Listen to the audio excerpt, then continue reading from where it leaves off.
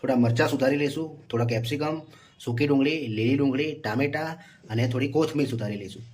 પાસ્તાને પહેલાં બોઇલ કરી લઈશું. પાસ્તા થઈ ગયા છે બોઇલ. હવે ચેક કરી લેવાના. ઓકે. પછી એને એક ડીશમાં કાઢી લેવાના. ઠંડા પાણીમાં થોડા પલાળી દેવાના પાસ્તાને. પછી એને આવી રીતે થોડા થોડા કાઢી લેવાના. 2 ચમચી તેલ નાખીશું. તેલ ગરમ થઈ જાય એટલે લસણની થોડી કલીઓ કાપીને અંદર નાખી દઈશું.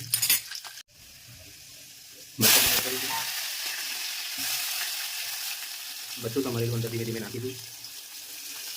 ત્યારબાદ એની અંદર આપણે સોસ નાખીશું.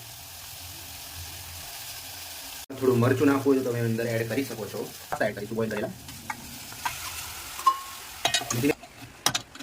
પછી એની અંદર પાસ્તા મસાલો એડ કરીશું આપણે ખાવા માટે. એની પર હવે નાખીશું કોથમીર. પાસ્તા થઈ ગયા છે રેડી. આવી જ રેસીપી જોવા માટે, શીખવા માટે ફોલો કરો, લાઈક કરો.